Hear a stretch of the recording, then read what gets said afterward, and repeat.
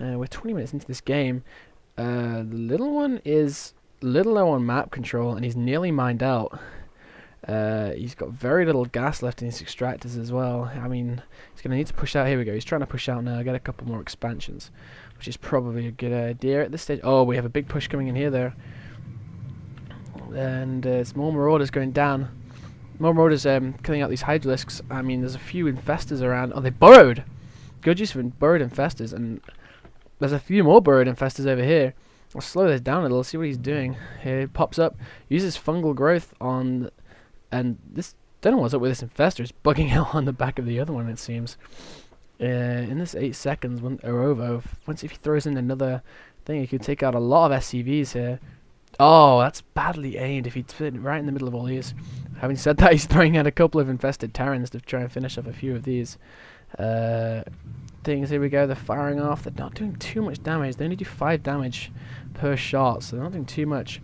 But it looks like this natural expansion's been lost.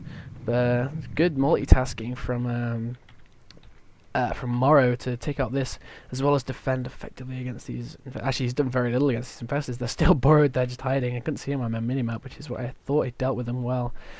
If these, I mean, that's a lot of SCVs to lose if he just pops off of fungal growth. If he loses the 10, 11 there, it could be bad. Let's speed up. There's more little marine marauders. A few more marines being mixed in. Obviously, trying to get rid of those overlords, which are making it really hard to click on those units. Obviously, using a bit of attack move will be effective there. Hopefully, the marines will focus fire on those. Here's a few more of those broodlings. Now, I'm certain they aren't the broodlings you get killing off a couple of things, but I'm certain they aren't the broodlings which come with broodlords. There's one brave marauder venturing out on his own in the face of these zerglings, and they're going to surround him. That poor guy. These marines could take out this overlord should they choose to. More movement from Morrow, getting a couple more expansions up and using those using all that energy, which is probably a good time to use it in this bit of a slowdown here. He's trying to rebuild this expansion, which I'm not certain is that valuable, and there's so few minerals here. Obviously, a hatchery is always useful, but I think he would have been better served putting down the hatchery here or here and just moving his main force around somewhere, or just even throwing down a couple of hatcheries here, because he's obviously struggling a little bit for units. And I'll just get up the units tab.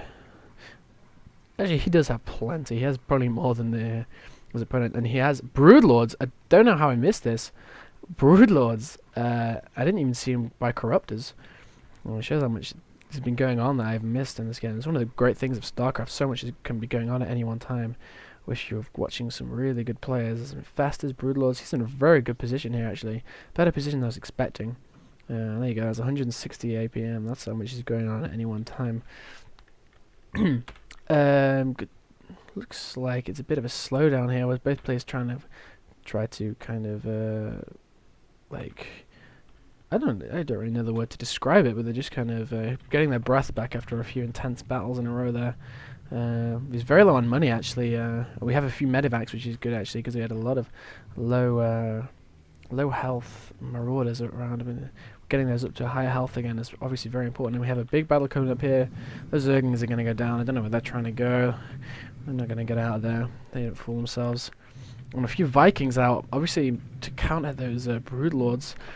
They are a very good counter because they have a similar range, but those corruptors are also extremely good anti-air units. I mean, they do 12 damage plus 10 versus massive, so I mean, Vikings aren't a massive unit, I don't think, but they can still do a lot of damage. There's a big army coming out here. He's trying to cut off any of these expansions.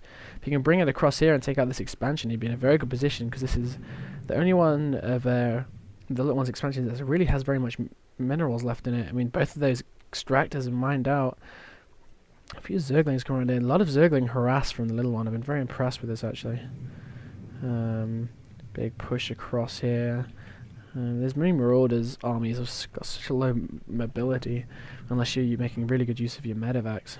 There's a couple more expansions being thrown down here by the little one, but I'm not certain how well defended they are. It doesn't really have any units there. If there's a Marine Marauder push comes over, as it seems it is, he's not going to be able to defend against it.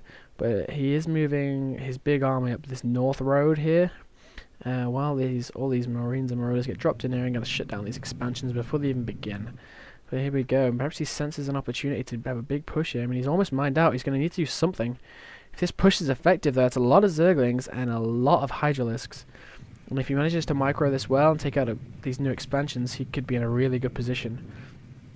I'm sure he's losing these expansions here, but this is a big army, and if he manages to kill stuff, and they are upgraded with level 3 weapons, level 3 carapace, so and those Broodlords are coming. Oh, Broodlords, they're so beautiful, such a beautiful unit, so hard to counter. It's good use of them here. Morrow choosing to bring his units back up this road, but I think it could be too late. These are all trapped, and these are going to go down slowly but surely. Throwing down a few mules. I'm not sure that's a good place to throw down mules in the face of all this adversity, but I guess he doesn't really have anywhere else to do it. But here we go. This Hydralisk coming in now. It's going to take some good... Oh, and there's a big army coming down here with Stim, and another few Marauders coming from the back. He's going to be able to take out these Hydras, I think, but there's plenty more where that came from, and Zerglings coming from everywhere, coming from every angle. They're going to kill these more Hydras, and these Broodlords coming across. Look at these little Broodlings, how much damage they do. They do 5 damage, these Broodlings.